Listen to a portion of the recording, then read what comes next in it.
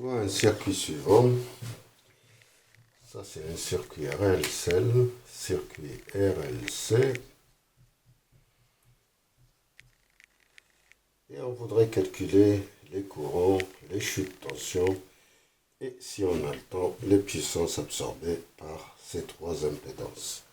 Alors, on va commencer par, ça c'est Z1, Z2 et Z3. Z1, il est capacitif, inductif et résistif. Donc, on va commencer par C1, c'est égal à 159,15 microfarad. L2, c'est 0,191 Henri. C2, c'est égal à C1. Et R3, c'est égal à 80 tomes. On va calculer d'abord XC1. XC1, c'est 1 sur C1 oméga.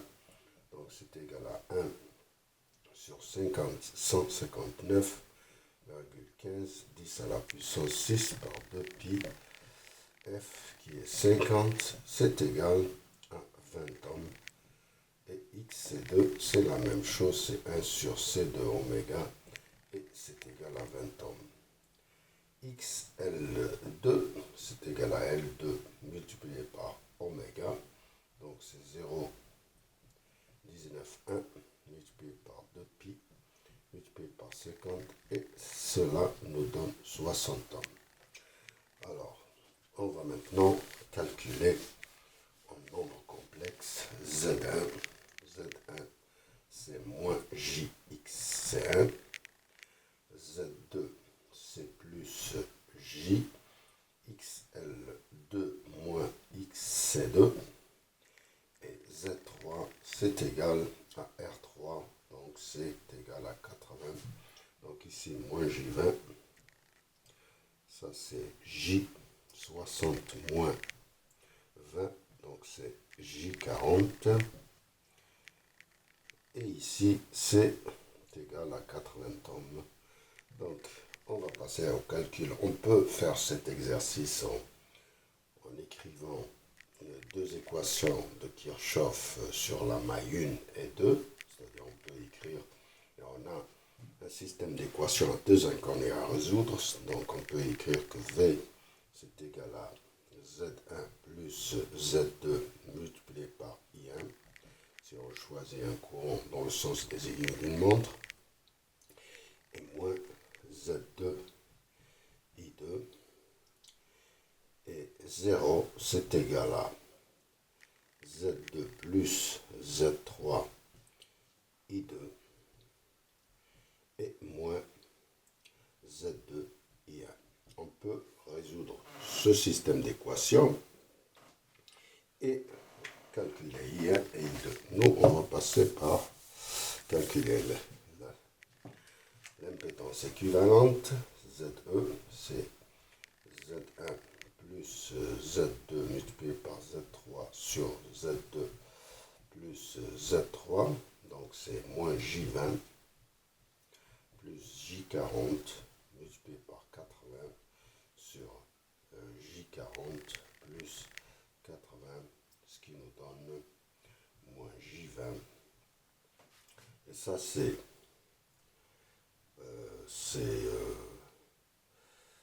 on peut transformer ça en forme polaire. Donc ça nous donne le résultat, je vous donne le résultat, c'est plus 16 plus J32. C'est-à-dire que ça, c'est 16 plus J32. Et on arrive au calcul de l'impédance équivalente J12. Et ça, en forme polaire, c'est racine carrée de 16 au carré plus 12 à carré. Ça nous fait 20. Et argument arctangente de 12 sur 16, c'est 36,87 degrés en ohm. Donc, Z équivalente, c'est 20 et 36,87 degrés en ohm. D'ici, on peut calculer l'I1. Il y a le courant qui circule ici.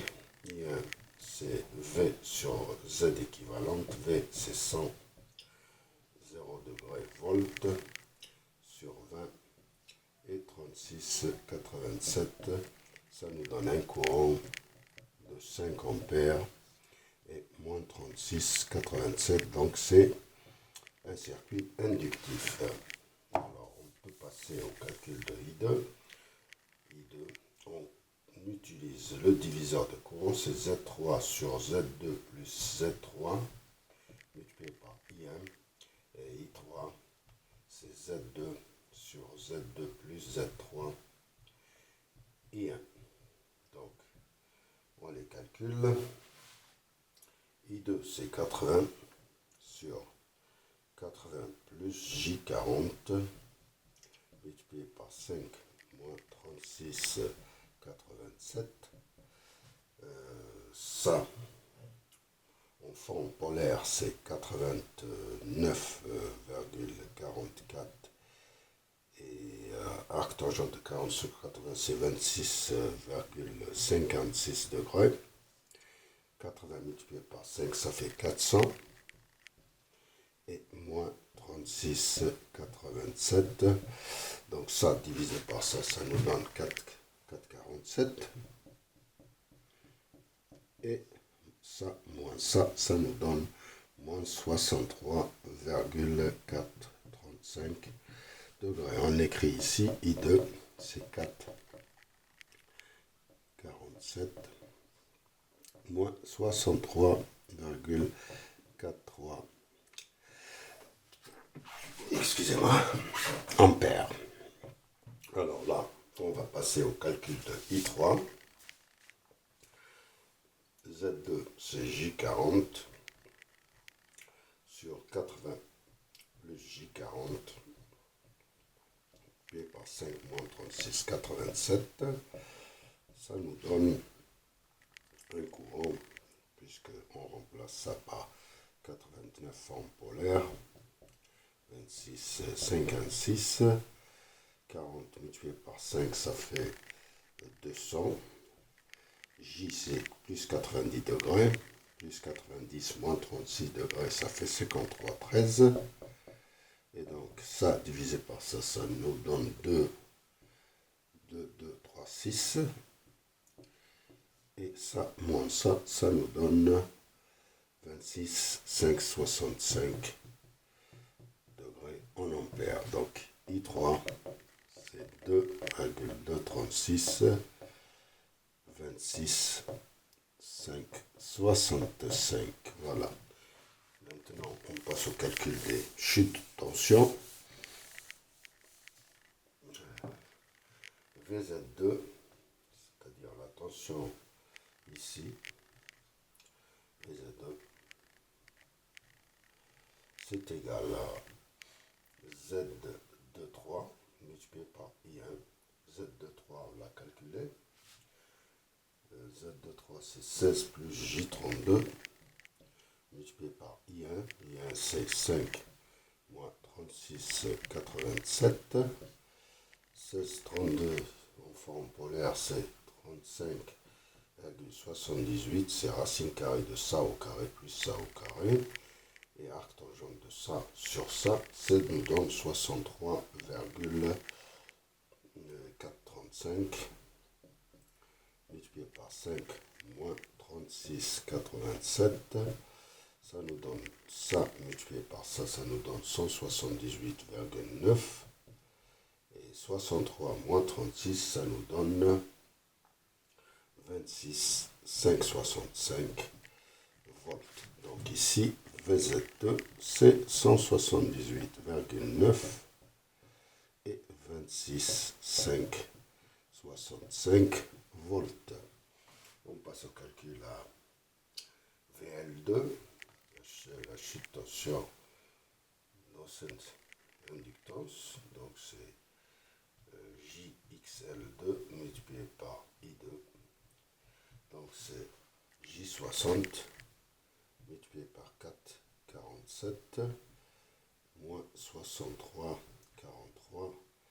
Donc c'est ça plus 90, ça nous donne un argument de moins 63 plus 90, c'est 26,565. Et ça multiplié par ça, ça nous donne 268,2.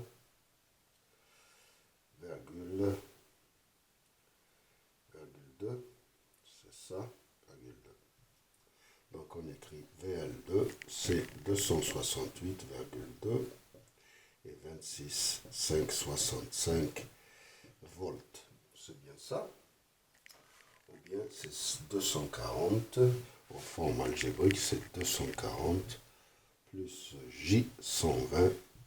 Et ici, la forme algébrique, est-ce que je l'ai calculé? Oui, c'est 160 plus J80. On aura besoin plus tard pour remplir une table. Alors, VC2, c'est moins JXC2 multiplié par I2. C'est moins J20 multiplié par 4,47 moins 63,43. Ça nous donne un résultat de VC2. C'est 89,4 et argument moins 90 plus moins 63, ça nous donne moins 153,435. Et en forme algébrique, c'est moins 80 moins J40. Voilà, on a calculé. Maintenant, on va essayer de remplir le tableau que je vais dessiner ici. Donc, on aura Z, I et V. C1, donc c'est moins J20. En forme polaire, c'est 20 moins 90 degrés. C2, c'est L2. L2, c'est J60. Donc en forme polaire, c'est 60, 90 degrés. C2, c'est moins J20. Et c'est 20 moins 90 degrés. En ohm, R3, c'est 80. Donc c'est 80, 0 degrés. L'impédance totale, totale. Donc on aura ici 16 plus J12. Donc c'est 20 en forme polaire, 36, 87 degrés. Et maintenant les courants. Ici c'est 4 moins J3. Donc c'est 5 et moins 36, 87 en forme polaire. Ici c'est 2 moins J4 en forme polaire, c'est 4, 47. Argument moins 63,435. Ici le I2 ça va être le même que celui-là, c'est 2 moins J4. Et c'est le même, donc je laisse. C'est le même que celui-là. Ici c'est I3. I3 c'est 4. C'est 2 plus J1. C'est 2,236 et 26, 565. Alors, le courant total, c'est 4 moins J3, c'est 5 donc, et moins 36, 87 degrés. Maintenant, les tensions, ici, c'est moins 60, le moins J80. En forme polaire, c'est 100 et moins 126,87. La tension au bord de L2, c'est 240 plus J120, donc c'est 268,2, argument 26,565. La tension au bord de C2, c'est moins 80 moins J40, je l'écris ici, et c'est 89,4, argument moins 153,4. 35. Maintenant, la tension sur R3, c'est, je pense, c'est 160 plus J80. Et en fond polaire, c'est 178,9. Vérifiez les résultats, hein. Je risque de me tromper. Trop de calcul ici. Ici c'est 100 volts, donc la tension totale c'est 0 degrés. Voilà, on a tout calculé. Pour les puissants, je le ferai une autre fois. Et je vous remercie de votre attention.